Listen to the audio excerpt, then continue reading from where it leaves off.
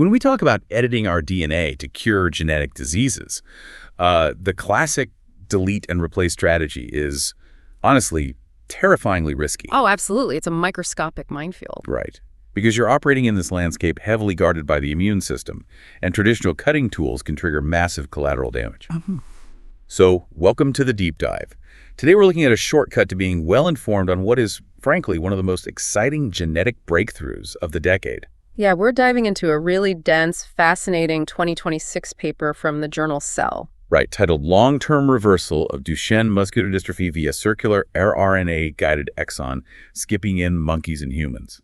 I know, it's a mouthful. Yeah. But our mission today is to unpack the complex mechanics of this new therapy, LEAPR 2.0. We're going to explore how scientists engineered these indestructible rings of RNA to hijack our body's own internal enzymes. It's a total Trojan horse approach to treat Duchenne muscular dystrophy, or DMD, which has historically been relentlessly fatal. Yeah, so to set the stage for you listening, Duchenne is devastating. It affects about 1 in every 3,500 to 5,000 male births. Could you give us a quick overview of what's actually collapsing biologically here? Sure. So the root cause is the absence of a massive structural protein called dystrophin. You can picture it as this critical molecular shock absorber in your muscle cells. So it's anchoring the internal cytoskeleton of the muscle to the outside matrix, right? Exactly. And every time you take a step, or even just every time your heart beats, those muscle fibers contract. Without that dystrophin shock absorber there, the outer membrane of the muscle cell just suffers these microscopic tears. Ouch. And that lets calcium flood in, right? Yes. Calcium floods the cell, which triggers cell death. Over time, that functional muscle is destroyed and just replaced by fat and scar tissue. It leads to progressive mobility loss and ultimately cardiopulmonary failure. It's just brutal. So to understand the cure, we really need to understand the exact genetic typo causing this disease. We know the instructions for that shock absorber live in the DMD gene, which is massive. It really is. It's made up of 79 distinct coding sections, which we call exons. Right, 79 exons. And a severe Duchenne mutation usually involves deleting one or more of those exons, which throws the whole genetic sequence out of frame. Yeah, the cellular machinery reads genetic code in blocks of 3. Okay, let's unpack this for a second. Imagine the gene is a sentence made of 3-letter words, like, the fat cat ate the rat. If you delete the F in FAT, everything shifts, right? It shifts the reading frame. So it becomes the ATC Ada Tet Herat. It's complete gibberish. This cell detects that nonsense, halts production entirely, and you get 0 dystrophin. But the goal of this new therapy isn't to perfectly restore the missing letters, is it? No, it's not. The goal is actually inspired by a milder form of the disease called Becker muscular dystrophy, or BMD. How is Becker different? Well, in Becker patients, the genetic deletion happens to remove a sequence that is cleanly divisible by 3. Oh, so it deletes a whole word. Exactly. Using your analogy, it just deletes the word FAT. So the sentence becomes, the cat ate the rat. It's shorter, but it still makes perfect sense. Right. The reading frame doesn't shift, so they produce a dystrophin protein that's missing a middle chunk, but it still functions as a shock absorber. Becker patients often retain mobility well into adulthood. So the holy grail here is exon skipping, turning a severe out-of-frame Duchenne mutation into a milder in-frame Becker mutation. But you might be wondering, how do we convince the cellular machinery to just skip a flawed section of code? Well, we've tried before with things called ASOs, or antisense oligonucleotides, but those hit a massive wall in the clinic. Yeah, because they degrade incredibly fast in the bloodstream, right? Patients have to get these constant high-dose infusions. So what makes this new platform, LEAPR 2.0, different? It comes down to structure. Normal synthetic ASOs are linear. They have a 5' end and a 3' end. Like a piece of string. Exactly. And your cells are packed with enzymes called exonucleases. They're basically biological Pac-Mans. Right, looking for stray RNA to chew up. Yeah, they grab those exposed ends and destroy the RNA to prevent viral infections. But LEAPR 2.0 uses circ-arRNA. That stands for circular ADAR-recruiting RNA. Wait, circular. So there are no ends? None. It's a continuous closed loop. The exonuclease simply can't grip it. It's virtually indestructible inside the cell. That is brilliant. It's totally invisible to the cell's cleanup crew. But surviving in the cell is just half the battle. How does this circular RNA force the cell to skip the exon? The paper mentions 2 converging pathways. Right. It has a dual mechanism. The first is ADAR-independent, which is basically steric hindrance. Okay, so if we picture the cellular machinery, the spliceosome, as a train moving down the DNA track looking for signals to assemble the exons, the circular RNA is acting like, well, it's like parking a massive truck over a pothole. That's a great way to look at it. The circular RNA binds tightly to the mutated exon. It's physically bulky, so when the spliceosome train hits that roadblock, it can't access the binding sites. It just drives around it, skipping that section entirely. Exactly. Pure physical blockage. But the second mechanism is even more fascinating. It's ADAR-dependent. Right, RNA editing. The circular RNA recruits an endogenous protein one we already have floating around called ADAR1. What does ADAR actually do? ADAR1 performs a chemical reaction called deamination. What's fascinating here is that it seeks out the nucleotide adenosine, the A in the genetic code, and converts it into inosine. Okay, A to I. But how does the cell read inosine? The cellular machinery reads inosine as guanosine, or G. Oh, wow. So it effectively flips an A to a G. Yes.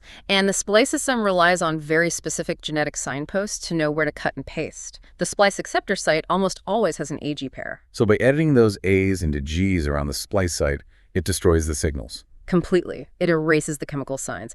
And multiple edits by ADAR synergistically destroy those signals, ensuring 100% skipping efficiency in some of their lab tests.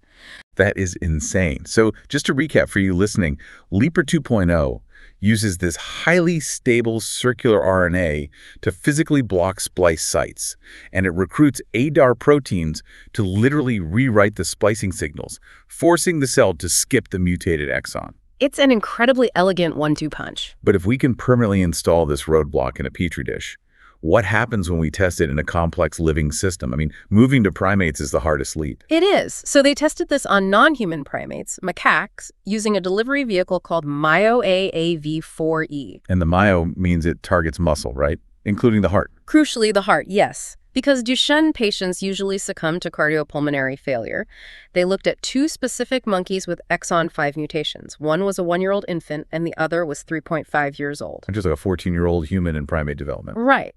Now, the 1-year-old monkey showed incredible functional recovery, standing up faster, walking further, normalizing its footprints.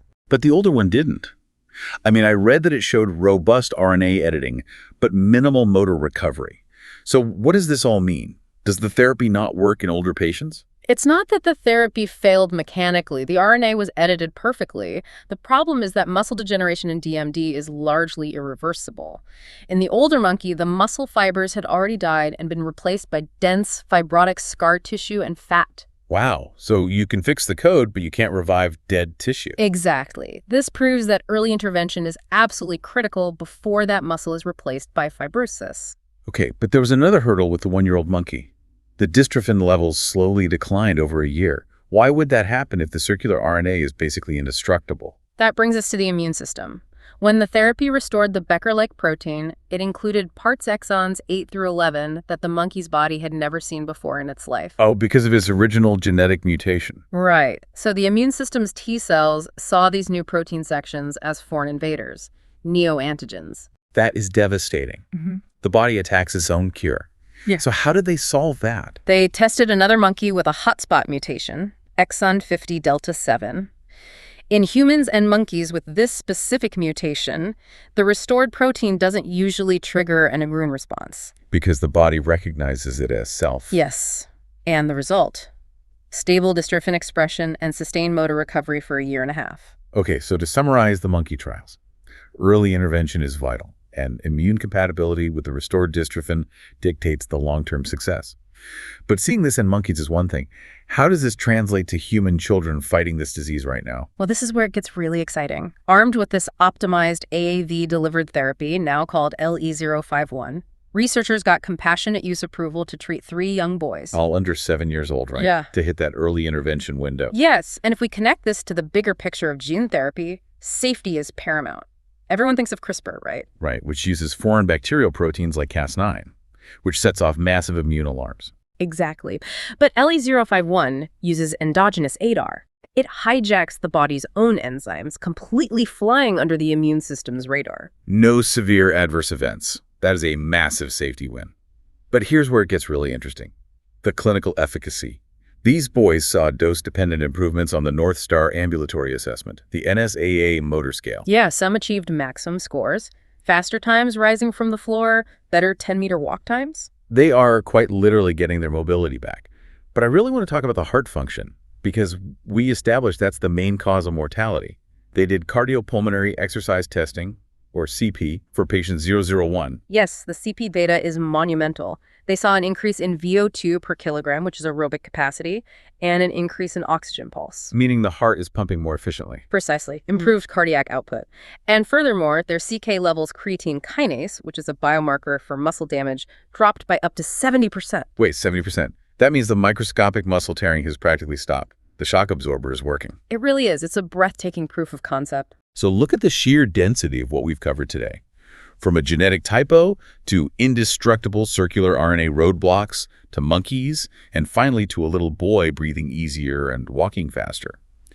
In its very first human use, LE051 proved safe, entirely avoiding those exogenous CRISPR immune alarms, and highly effective. It really highlights how we can harness the elegance of our own innate biology. Yeah, using circular RNA to just rewrite the fate of these muscle cells. And, it leaves us with a really provocative question. What's that? Well, if we can use the circular RNA as a Trojan horse to safely recruit internal enzymes without an immune response, could this be the key to sneaking therapeutics past the blood-brain barrier? Oh, wow. Right. Could we use this exact approach to treat neurodegenerative diseases like ALS or even certain treatment-resistant cancers that have eluded traditional gene therapies? That is wild to think about. We are moving past the brute force of cutting DNA into this era of invisible molecular rewriting.